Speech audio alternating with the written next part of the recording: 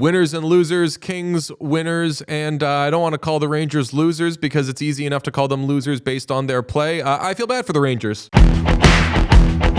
See, teams were partying before the roster freeze on Wednesday, 3 p.m.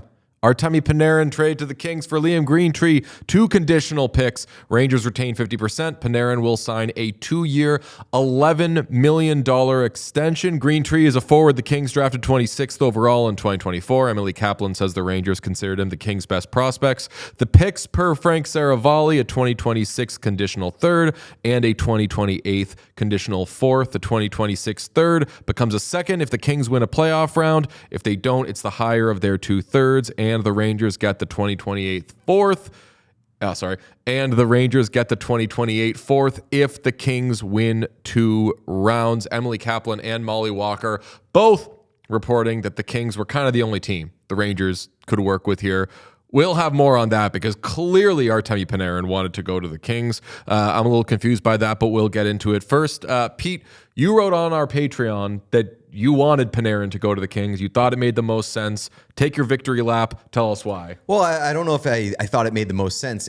I wanted it the most because the Kings are clearly trying to contend right now, and they're a bottom 5 offensive team in the entire NHL. They score 1 or 2 goals basically every single night. Artemi Panarin, what he's going to bring to you is playmaking ability that can up your goal potential. And in a post-Kopitar world, what are the Kings building around? What are the Kings who is the Kings' biggest star other than maybe Quentin Byfield? I mean, you got Brant Clark, but I mean, Adrian Kempe. But in a post-Kopitar world, the Kings need firepower and they need star power, and they get one in Artemi Panarin. And star power and firepower is going to be tough to come by in the next few months and even in the summer. So, we all think this was a steal, an easy, tidy bit of work by Ken Holland to be able to get this done. Not just that he didn't have to give up much, and we'll see what Greentree ends up becoming, but the picks, nothing crazy.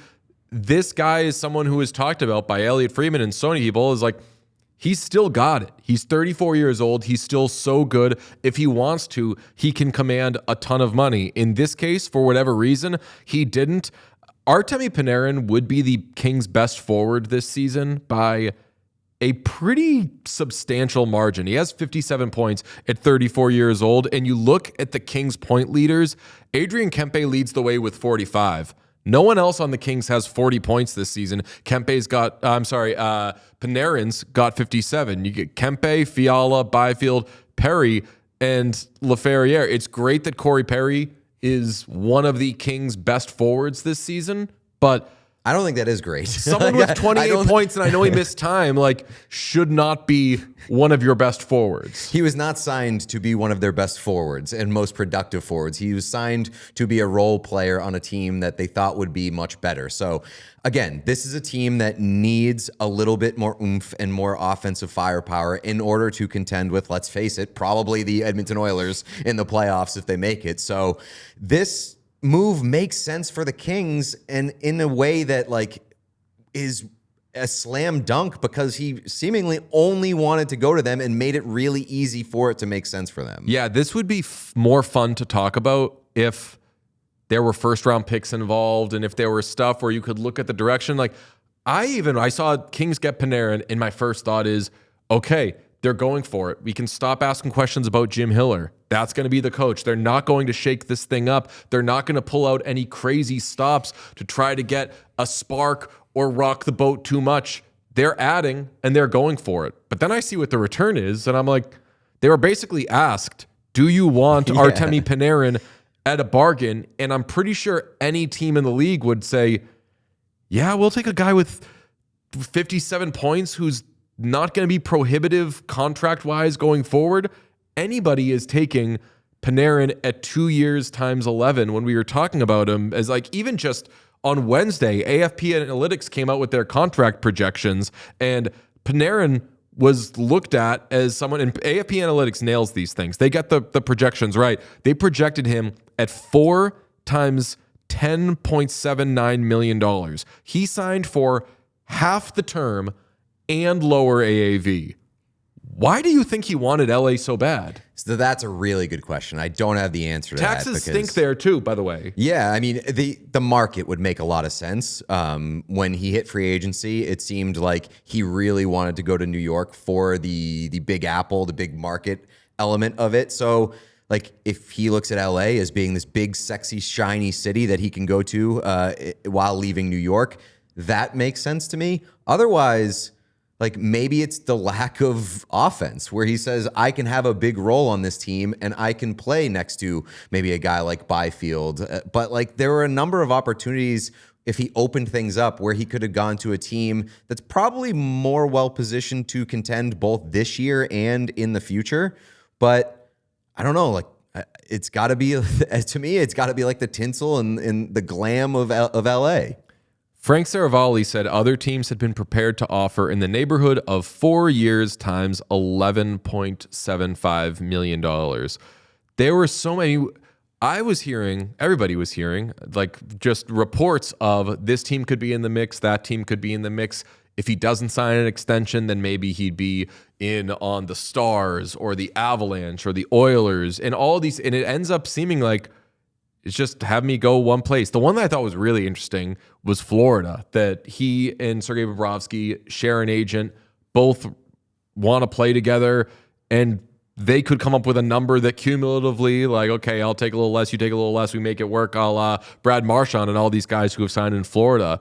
He didn't want to do that. And I don't say this as disrespectful to the Kings because I think that he's going to be in a really good situation now with the Kings. He can be the star of that top six and let everybody else kind of fall into place and round it into a better team. But damn, he had options.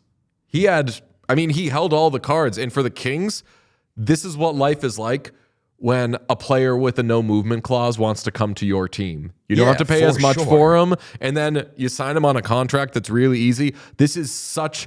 To call it a win for the Kings, it's just a no-brainer. Yeah, for sure. Like, again, like you said, it was kind of, do you want the player? Because he just is paving the way for you to get him. And so for the Kings, it does make sense. For Artemi Panarin, I think it makes less sense, but he's allowed to choose where he wants to go as a result of that clause. But he does leave a lot of money on the table, especially with a bad free agent class. If he had hit UFA this summer, he would have been one of two big ticket free agents, probably alongside Alex Tuch, who's going to command $10.5 million probably at the floor. Panarin could have made double or guaranteed double the money on a free agent ticket. So good for the Kings for somehow stumbling into, I only want to go to you, you're my only one kind of destination for some reason. Another good part of this for the Kings, they got a second-round pick for Philip Deneau a couple of months ago. So, like, their overall investment, picks in, picks out, prospects in, prospects out, they did well on that deal, I think. And now they do well. They've done well as sellers and buyers, I would say. So, like, good work from Ken Holland. I know that he took a beating in the offseason, even though everyone was wrong. Cody Ceci friggin' rocks. Corey Perry, one of their best forwards this year. They got endearing and derogatory. Yes, exactly. So things are looking good for the Kings, but how do they look from the outside, which is right now they're a point out of the playoffs. By points percentage, they would be a wild card team in the Western Conference. What are they now the rest of the way with Artemi Panarin? Because they went in to today 28th in goals for per game. Yeah. I mean, I still don't think that they're a big dog in the Western Conference because there's a lot of big dogs in the Western Conference. I don't put them in the same class, even with Panarin, as a team like Colorado, like Dallas, like Minnesota, like even the Oilers when they're going good, the Vegas Golden Knights. I still think the Kings are a tier below that, but they made a commitment toward committing now, and it hasn't gone as well as they would have hoped so far this year. But they're not abandoning that commitment. And if you're not going to abandon that commitment, take a swing. And it's not that big of a swing. You got a good deal here. And when you consider that they're paying Panarin $5.8 million, something like that, on their cap, they have $8.4 million in cap space.